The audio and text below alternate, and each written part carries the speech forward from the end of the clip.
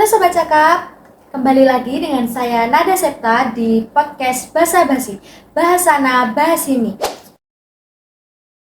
Jadi podcast Basa Basi ini ditayangkan di channel Hudar Diri TV milik Program Studi Pendidikan Bahasa Indonesia Fakultas Ilmu Sosial dan Humaniora Universitas PGRI Adibuana Surabaya.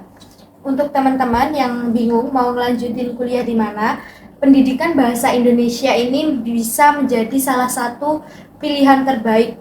Kenapa pilihan terbaik? Karena 70% pengajarnya merupakan seorang doktor. Jadi bisa dibayangkan kan bagaimana kualitas pendidikan dari program studi pendidikan bahasa Indonesia.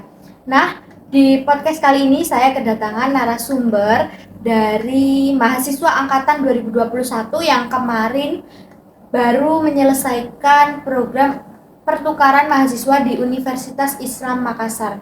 Kita perkenalkan Kak Eriska. Halo Kak Eriska. Halo Kak. Halo Kak Eriska, gimana kabarnya hari ini? Alhamdulillah baik Kak. Boleh diperkenalkan nggak Kak Eriska ini dari kelas apa di angkatan 2021? Saya dari kelas A pagi, Angkatan 21. 21. Iya. Jadi Kak Eriska ini kemarin baru menyelesaikan program pertukaran mahasiswa di Universitas Islam Negeri Makassar. Yuk kita tanya-tanya apa aja sih yang Kak Eriska pelajari di Universitas Islam Makassar. Nah, awalnya gimana sih kok bisa daftar, bisa keterima juga di program pertukaran mahasiswa? Kan yang daftar kan nggak cuma 1-2 orang tapi banyak. Terus gimana Kak Eriska caranya biar bisa keterima, bisa dikasih tahu ke teman-teman? Awalnya saya dapat info dari Kaprodi bahwasanya ada kegiatan dari Kampus ya, dari Kemendikbud. iya dari Kemendikbud. Terus kan saya penasaran tuh Kak, saya tanya-tanya sama kakak-kakak yang udah ikut di PMM 1. Iya. Saya tanya-tanya, setelah itu kok menarik gitu kan. Terus saya mengajak teman saya buat ikutan PMM 2 ini. Awalnya saya agak kesulitan sih Kak, soalnya kan pemberkasannya itu sangat rumit. Iya. Ada beberapa berkas yang memang belum saya miliki gitu kan. Terus seiring berjalannya waktu semuanya sudah terpenuhi, akhirnya saya mendaftar. Ada beberapa kendala sih Kak waktu pendaftaran itu, seperti kayak waktu pemberkasan sempat servernya dari PMM sempat down. Akhirnya ada beberapa berkas yang belum masuk. Di situ sudah Kak mikirnya, mungkin nggak keterima karena pemberkasannya belum lengkap. Soalnya persyaratan untuk masuk itu yang penting pemberkasannya terpenuhi, terus waktu tes kebinekaan juga nilainya bagus. Nah, itu tadi kan Kak Eriska cerita ya kalau servernya sempat down, tapi sampai pada akhirnya Kak Eriska keterima. Itu apa sih kemungkinan yang membuat Kak Eriska keterima biar nanti juga bisa dipakai pembelajaran buat teman-teman yang mau daftar pertukaran mahasiswa? Ini sih Kak, waktu tes kebinekaan itu jangan terlalu terburu-buru, terus jawabannya juga harus sesuai gitu kan. Karena kadang juga ada teman-teman itu yang ngejawabnya asal-asalan. Misalkan pilihannya itu langsung diklik nomor satu kayak gitu kan Kak. Seharusnya kan harus dibaca satu-satu karena belum tentu jawaban yang pertama itu memang jawabannya sesuai dengan pertanyaannya. Nah, aku mau tanya lagi ya, itu kan Universitas Islam Makassar kan secara letaknya kan jauh dari Surabaya. Kenapa kok awalnya bisa milih di sana gitu? Bisa diceritain ke teman-teman menariknya di sana apa aja? Ini sih Kak, kalau kita ikut PMM itu kan nggak bisa milih sendiri ya. Maksudnya nggak bisa milih di dalam pulau. Kita harus di luar pulau. Iya. Misalkan kita dari Pulau Jawa ya harus milih di Pulau Sulawesi atau yang lain. Terus kenapa saya milih di Sulawesi? Karena menurut saya Pulau Sulawesi itu banyak destinasi yang sangat unik. Di sana juga sepertinya banyak hal-hal yang berbeda dengan di Pulau Jawa. Untuk kenapa saya memilih di universitas ini, sebenarnya awal-awal saya tidak tahu dengan Universitas Islam Makassar ini, tapi di pemilihan kampus peminatnya tidak begitu banyak. Jadi saya merasa kalau peminatnya tidak terlalu banyak, mungkin peluang saya keterima di sana lebih besar. Jadi itu juga ya mungkin kemungkinan yang membuat Kak Eriska bisa keterima di PMM ini. Jadi itu Sobat Cakap, kita nyari yang kata Kak Eriska tadi, yang universitas yang peminatnya sedikit. Nah, kemarin tuh aku sempat dengar ya kalau di pertukaran mahasiswa itu yang 4 SKS ya kalau nggak salah. 4 SKS itu mengenai modul Nusantara. Bisa dijelasin nggak apa aja yang kamu pelajari di modul Nusantara itu tadi? Modul Nusantara itu ada 4 kegiatan Kak, yaitu kebinekaan, inspirasi, refleksi, sama kontribusi sosial. Yang paling menarik dari modul Nusantara apa? Bisa diceritain nggak ke Sobat Cakap? Terus menurut kamu apa menariknya bagian itu? Kalau menurut saya yang paling menarik itu kebinekaan Kak. Soalnya di kebinekaan itu kan kita berkunjung ke tempat-tempat yang bersejarah yang belum pernah kita datangin sebelumnya kan. Contohnya kita berkunjung ke museum, makam-makam pahlawan, ke tempat-tempat bersejarah lainnya. Terus ada lagi Kak, di refleksi. Kalau di refleksi itu lebih ke kita explore Provinsi Sulawesi Selatan. Jadi semua destinasi wisata yang ada di sana kita datangin satu persatu per minggu. Minggu.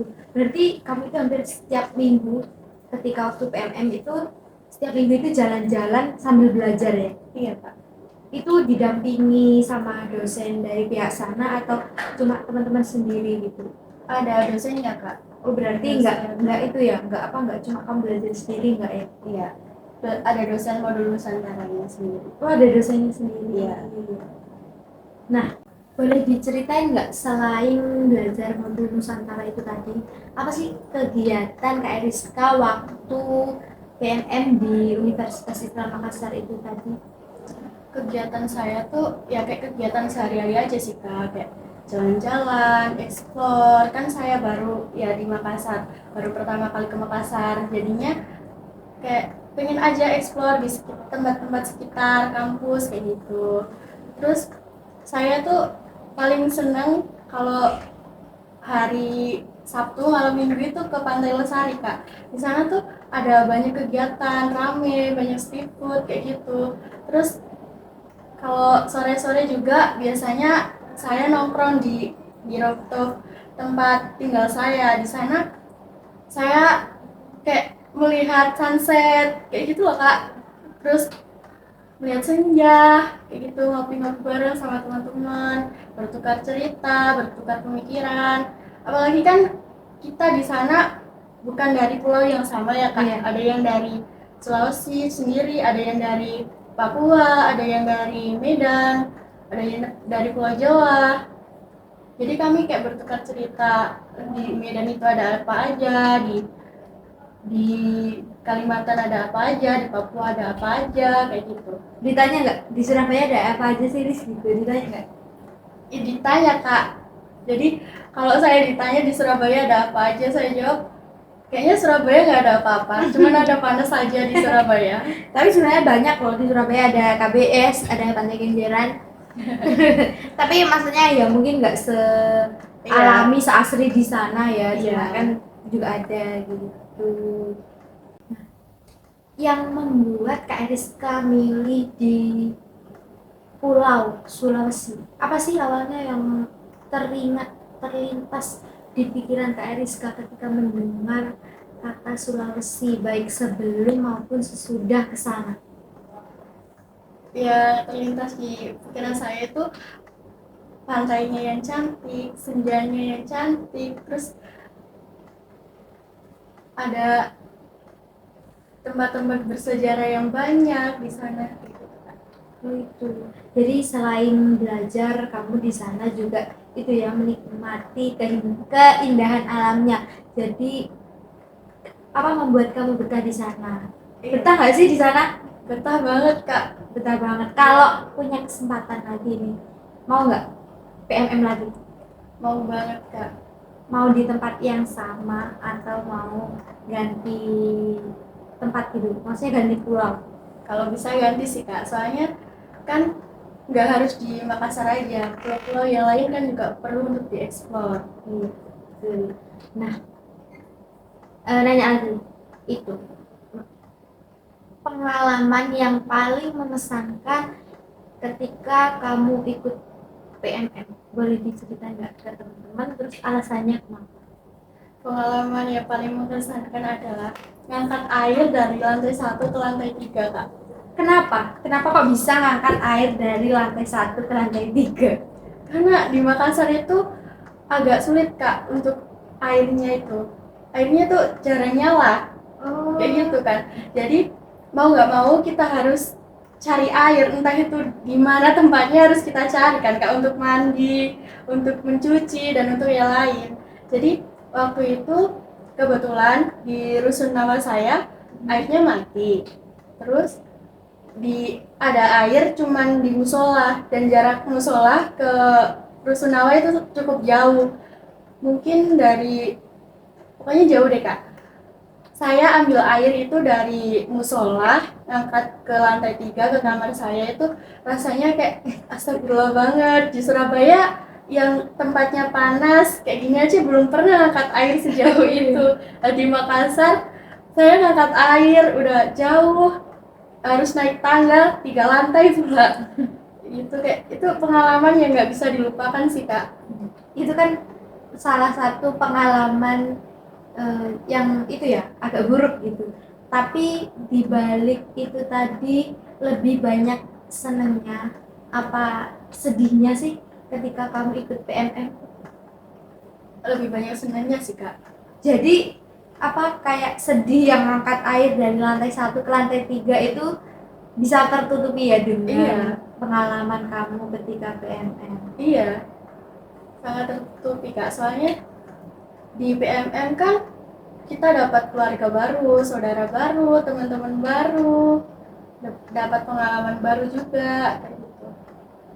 Kalau teman-teman itu kebanyakan dari mana sih? Boleh dikasih tahu nggak ke teman-teman? Maksudnya kebanyakan dari Pulau Sumatera atau Pulau Kalimantan gitu? Ya mendominasi sih dari Pulau Jawa sih kak. Pulau Jawa. Iya. Tetap dari Pulau Jawa. Iya, tapi tetap ada dari pulau-pulau yang lain, tapi nggak banyak. Karena kalau PMM itu peminatnya mayoritas lebih ke Pulau Jawa sih kak. Oh gitu. Ya. Nah, ketika Kak Eriska ya ketemu dengan teman-teman dari daerah lain, dari pulau lain, itu ada nggak sih? Kan karena perbedaan kultur, itu kan pasti ada perbedaan pemahaman, perbedaan pendapat, kayak gitu kan.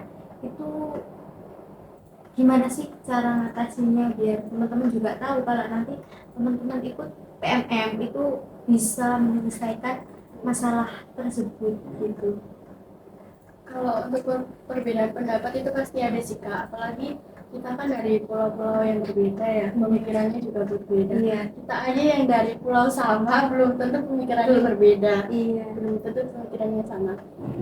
Untuk menyelesaikan masalahnya sih kak, lebih ke menjelaskan sebenarnya apa sih yang terjadi, permasalahannya di mana, titik masalahnya di mana. Kalau emang bisa diselesaikan, ya diselesaikan secepatnya. Kalau masih belum bisa diselesaikan di hari itu, bisa ditunda dulu, menunggu kayak lebih regam lagi gitu loh kak, emosinya biar nggak berantem.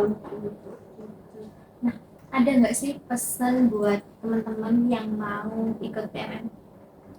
Pesannya sih apa ya kak? Pasti ada sih dikit-dikit. tentang tipsnya atau apa buat temen yang mau ikut, biar nyiapin apa aja gitu. Siapkan mental karena bakalan culture shock banget di Iya. sana. Terus jaga omongan, takutnya salah paham, Iya. soalnya kan ketemu orang baru. Terus siapkan dana karena ya seperti itulah Kak, namanya Iya. juga kegiatan. Ya, itu aja sih Kak. Aku nanya lagi ya, ketika kamu kan nggak gini, ketika kita mengunjungi kota satu sama kota lainnya aja udah banyak culture shock ya. Ketika kamu mengunjungi beda pulau, ada di pulau yang berbeda, ada nggak sih culture shock yang paling kayak gitu banget? Menurut saya Kak, di Pulau Jawa itu kan bahasanya sudah kasar ya. Iya. Ternyata saya ke pulau lain pun ada yang lebih kasar lagi daripada Pulau Jawa. Di sana saya kayak ngerasa, astaga, kok gini amat gitu. Kayak astagfirullah banget. Terus kayak kegiatan sehari-hari juga berbeda banget. Terus harga-harga barang juga di sana 2 kali lipat. Banyak banget Kak culture shock-nya. Berarti ya itu tadi kayak apa cara berbicaranya, terus harga barang-barang sama kegiatan-kegiatan. Iya. Kegiatannya apa sih yang membuat kamu culture shock banget ketika ada di sana? Kalau di sini kan gimana ya Kak? Kayak nggak semua hari-hari keagamaan itu dirayakan kan? Iya. Kalau di sana hampir semua kegiatan hari besar agama itu ada kegiatannya Kak. Jadi hampir setiap saat itu ada perayaan setiap agama itu Iya. berarti. Nah, Sobat Cakap, itu tadi podcast saya dengan Kak Eriska mengenai pengalamannya ketika ikut PMM di Universitas Islam Makassar. Kak Eriska, terima kasih atas waktunya sudah hadir di podcast Basa Basi. Iya Kak, sama-sama. Nah, buat teman-teman yang bingung mau kuliah di mana, mau melanjutin kuliah di mana, program studi pendidikan bahasa Indonesia merupakan pilihan terbaik buat teman-teman yang mau lanjut kuliah. Kenapa? Karena sudah terbukti dari tamu-tamu podcastnya itu sudah ahli di bidangnya, mahasiswanya banyak yang keterima program dari Kemendikbud. Terus ada juga yang jadi sastrawan. Jadi nggak usah ragu buat teman-teman yang mau masuk program studi pendidikan bahasa Indonesia. Nah, buat Sobat Cakap yang mau request narasumber siapa boleh tulis di kolom komentar. Cukup sekian, sampai jumpa.